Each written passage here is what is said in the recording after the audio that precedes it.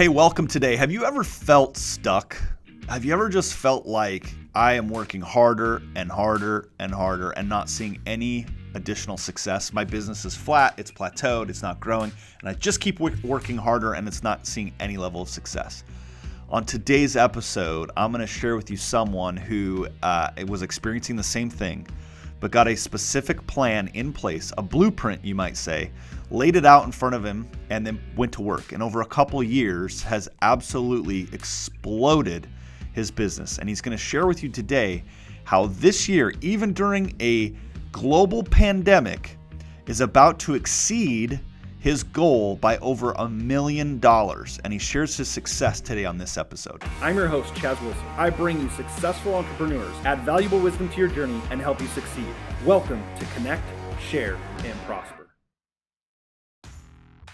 Hey everybody, welcome to another episode of Connect, Share, Prosper. I'm your host, Chaz Wilson.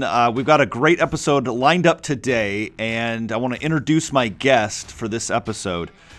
It is Mickey Elias, and Mickey, prior to starting Elias Construction, Mickey worked as a Finnish carpenter for Greenslade Construction of Hastings, Minnesota, and he married the boss's younger sister, Holly. So he is married to his wife, Holly. They now reside in Byron, Minnesota with their son, Owen, and daughter, Cora.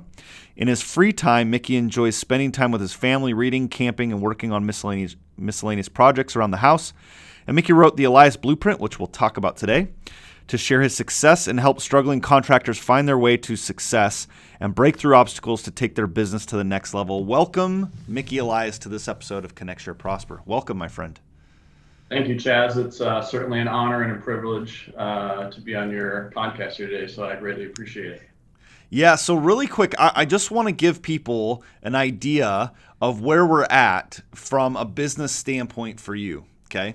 So reason being is we're going to jump around a little bit today, but I want people listening to go, gosh, I don't know who Mickey is. Why am I listening to this guy? I want them to understand where you were just a few years ago. Now, we met, I think it was like 2013, maybe 14, somewhere in there. 14 maybe? Yep. 2014. You were doing some work on my parents' home, and they were like, you got to meet this guy. He does phenomenal work. He's amazing, and he really should be part of Master Networks. And I remember that's kind of where we met. But talk about where your business was at that time, what it looked like. Yeah, I had started my business a few years prior to that, 2008. And I think I was working on your parents' project sometime late 2012. So I'd been in business about 4 years. Mm-hmm. Was kind of a solo operation. I did have one other carpenter who was working for me part-time to full-time, depending on workload.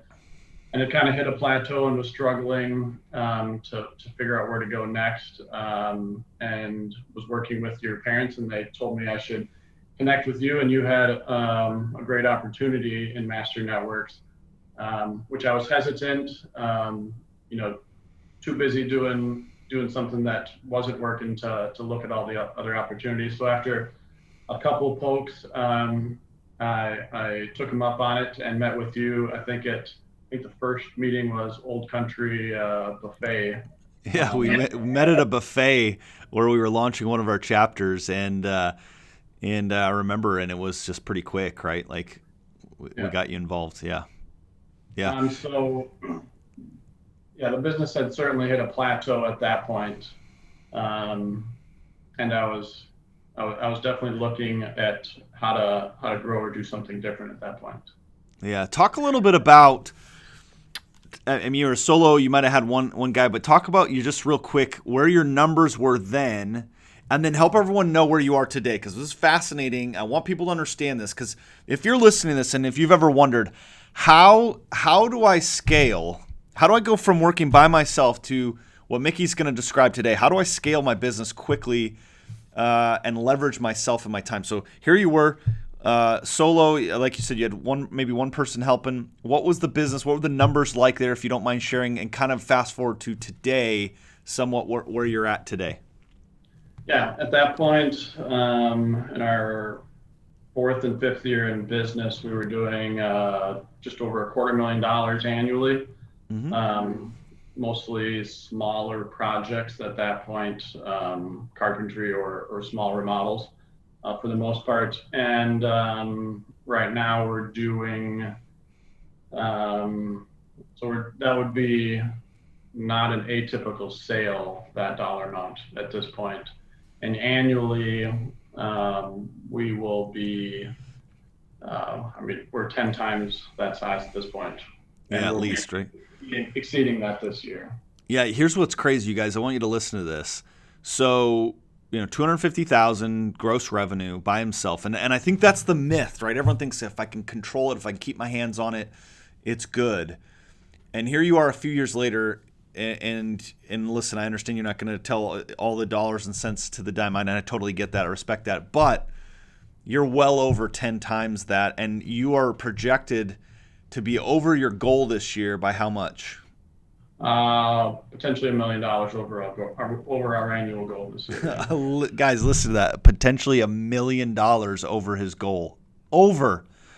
I mean, and you said it. This is what I think is fascinating. You do jobs now that are 100, 150, 200,000 per project, and that's what you did the entire year. And so if you're listening to this, if you've ever wondered, there's just no way I can do that, right? Mickey must have some superhuman skill sets and stuff. He's a phenomenal human, he is. But here's what I think is so fascinating, Mickey, and where I think your superhero strength is. You are a master at implementing. Like, we talk about an idea, you say this is what I want to do, and you just go implement. And then you do the next thing, and you master it, and then you do the next thing, and you do the next thing. And that's really been, from an observer, I think one of your secrets. Would you agree to that? Yeah, I mean, that's kind of what I have realized over the years is, one of the things that was a big draw for me and where I got a lot of value out of Master Networks was the training and development. And there would be an idea or a training piece or a recommendation, and I would do it and I would see results. And then, there would be another one and you do it and you'd see results. And then you would watch potentially other businesses not implement and not see those same results. So implementation certainly has been a pivotal piece of our process over the years and success. Let's just talk for a second. We didn't talk about is describe your team today. Like, there's so much there, because when you were 2012, when we first met around that time, did you have an office?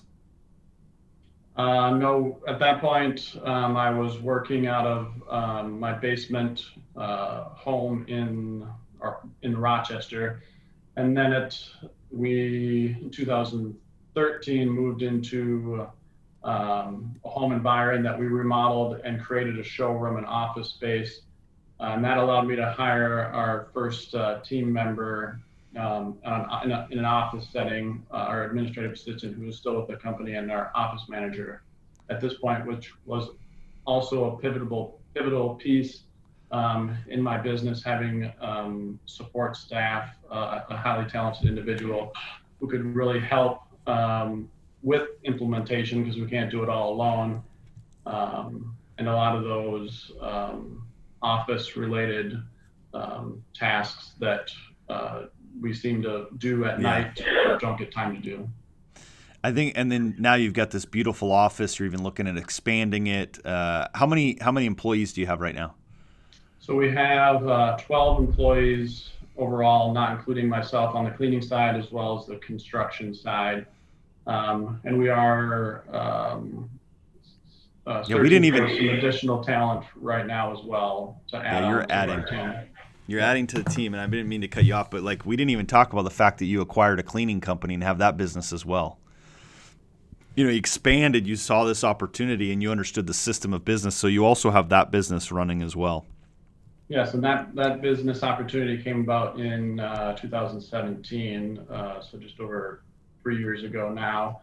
And that business is doing well. We're looking to add staff to that company at this time as well. And I kind of use the same system and process that we've had success with on the Elias side to grow and build our cleaning division completely clean. Guys, I mean, it's just fascinating to look back. It's fascinating to look back at 2012, 13 when we first connected to what you've been able to accomplish if you could go back to tell yourself, like, because I think people are sitting there today in that spot right now listening to this going, now that's great. That's just not me. I could never do that. I'm just going to be straight with people listening to this. There were days I think you and I had conversations. You were like, there's no way I can do that. There's just no way I can do that. And then you'd come back and you'd be like, all right, I figured out a way to do it. I always loved it because I always left our first couple of times we would meet thinking, all right, he's just not going to. And then you'd come back with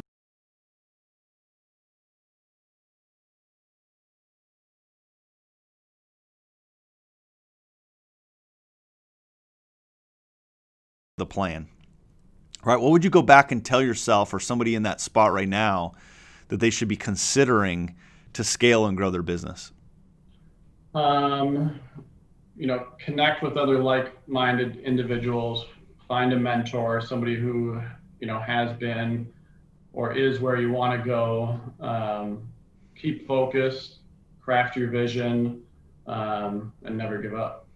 Yeah, keep focused. I think keeping focus is a powerful piece. So I read in the introduction, one of the things I read, and I want to just touch on, you said that in your free time, you enjoy spending time with family, reading, camping, working on. Let's just be honest. How much free time do you really have right now? Right now we are approaching a glass ceiling, which always gets a little uncomfortable. So my free time varies depending on our growth level that we're at the time. So right now our workload is intense, but I am able to take off time with my family. I took 2 weeks off just a little bit ago for a trip to Montana, which was wonderful and had been something that we've been planning for quite some time with our camper. So work hard, but play hard as well. Good for you. The ability to take off 2 weeks, awesome, right? The ability to do that. So I know that you use something like the time matrix, right, or the time quadrants. Do you want to explain that a little bit? You use that a lot?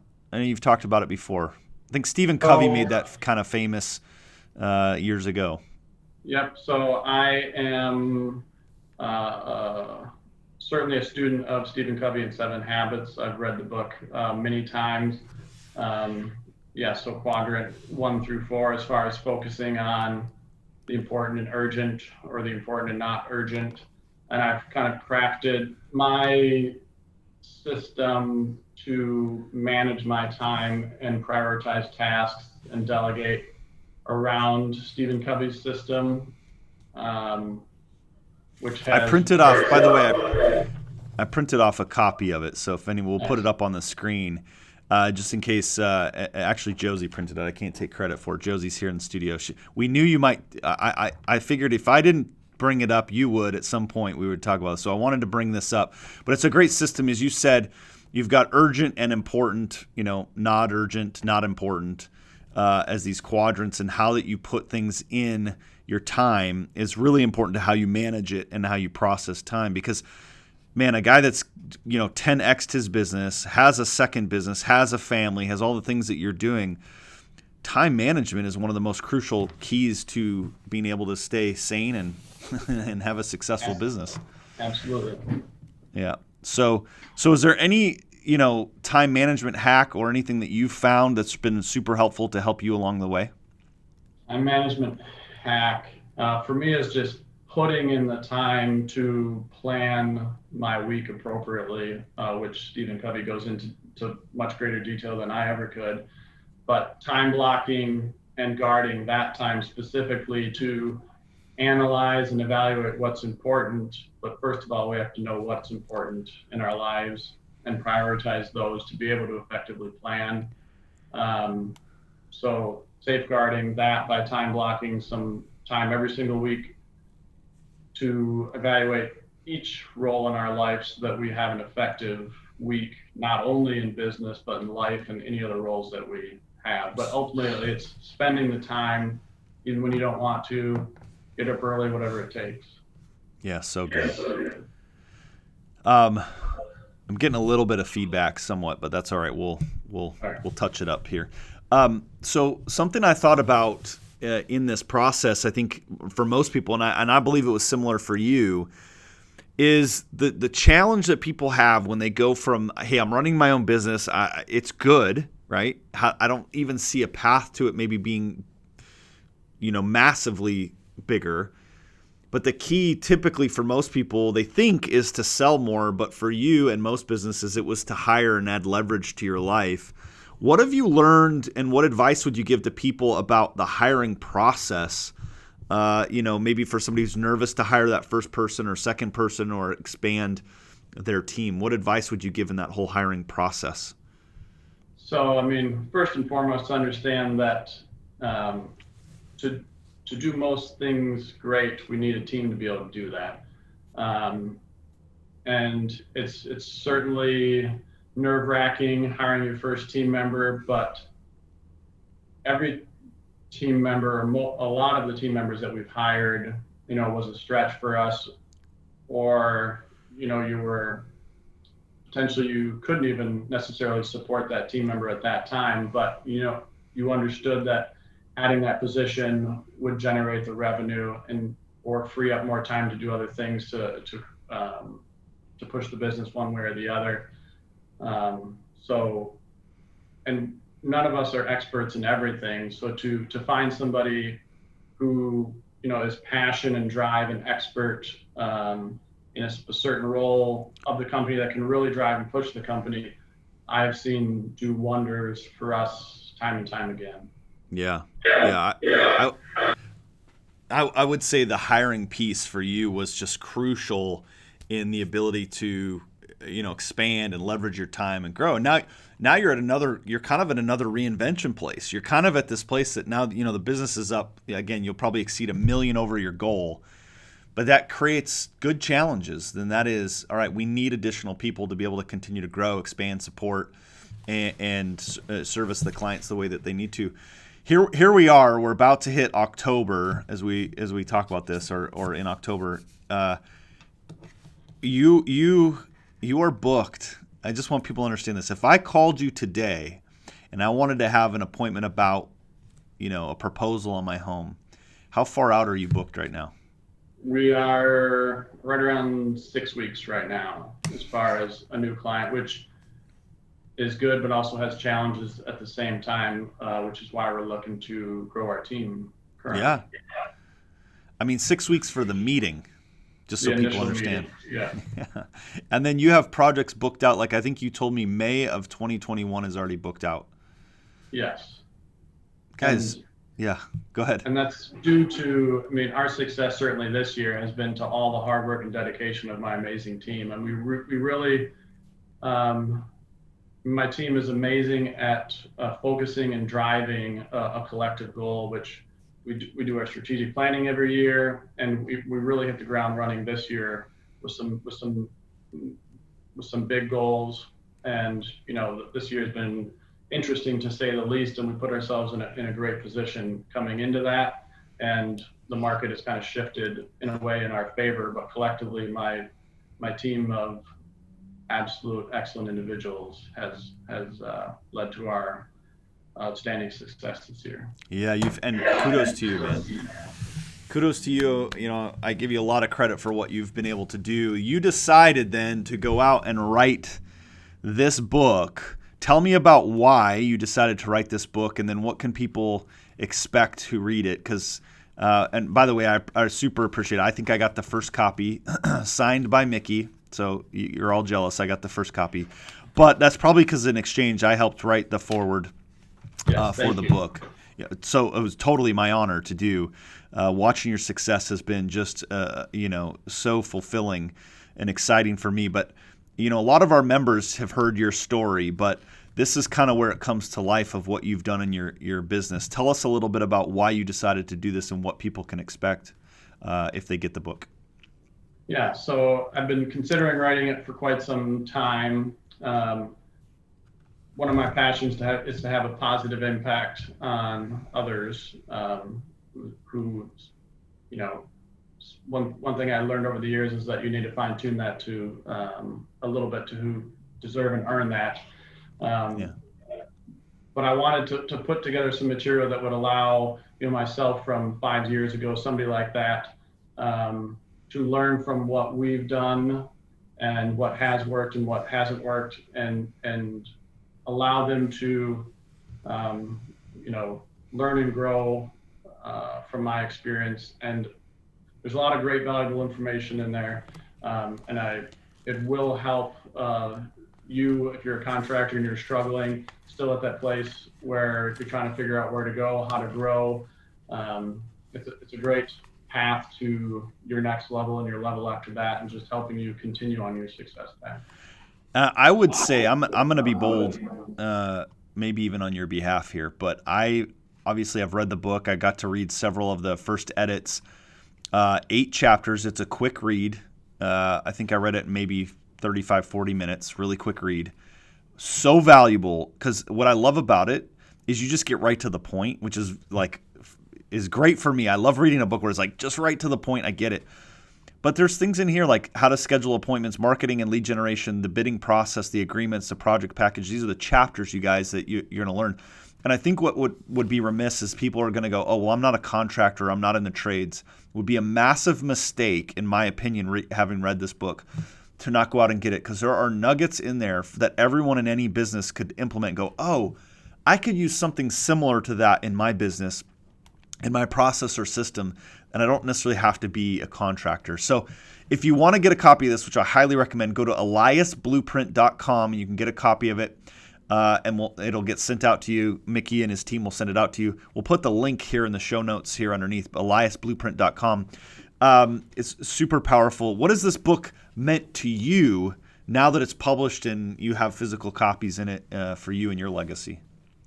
It's surreal, to have something like this. It'd been a kind of a dream or a vision of mine to put together some material to help people who have been in my shoes and might be struggling. So it's a dream come true for me to have something like this put together. Okay, so let's go off business here for a second. Let's just dive in for a second. What do most people not know about Mickey Elias? Tell us something that most people don't know about you. I'm pretty guarded, so I think there's a lot of things that people don't know about me. What are you looking for specifically? I don't know. Give us one. I'm not looking for anything specifically. I just thought, here's the thing that I've learned, Mickey, over time is that I think when people see success, right now, I've known you for a number of years now, and I've seen you grow and expand in your journey. And I think what happens is sometimes people see a level of success, you, me, whoever, anyone, right? And they go, well, gosh, that's not like me. And what I've learned over time is the more I sort of expose the nicks and the scratches and the things that have kind of helped me along the way and where I'm vulnerable, people go, okay, yeah, that's kind of like me. So now they see a path to success because they can relate to the person. And having read more of some of your personal story, I learned a ton about you that even over these years I didn't know. But what's something that may be part of your childhood, or what's something maybe that you're passionate about that tells us who Mickey Elias is, that people go, man, I can relate to that piece? Put me on the spot here. I like it. I am, man.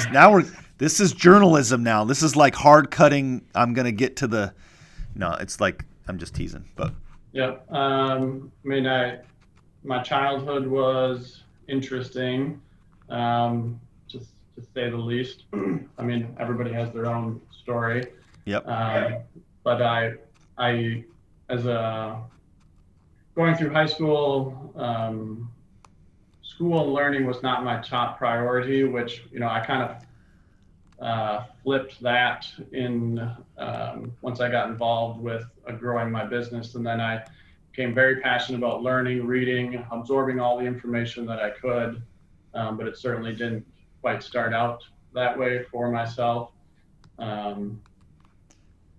think that where that's powerful is there are a lot of people sitting right now, and that's why I wanted you to share something like that, right? Because here's the thing, there are a lot of people who weren't good in school, myself included. There's lots of people who've had struggles, And what many people will do is say, my upbringing, my lack of education, my lack of finances, or I didn't come from this kind of a home or that kind of area or whatever it is, right? We all have those at some level that people then use as an excuse, truly, to not go chase their dreams. And what I've learned about you over time is, like you said, we all have them, but you sort of turned in what it could ever be a challenge, you then turned it into an opportunity and got passionate about the things that would bring success. And that's why I admire you.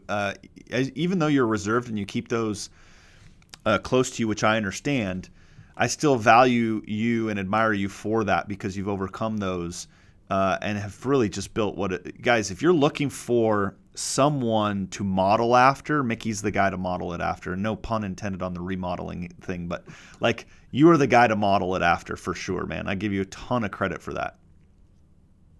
Thank you. That means a lot coming from you. Appreciate it. Mickey, any last advice you would want to give to somebody right now who's just either achieving a certain level of success and have kind of plateaued, or maybe they're struggling and just need that insight that you could give them sitting where you're at right now? Somebody who has reached a level of success but has plateaued.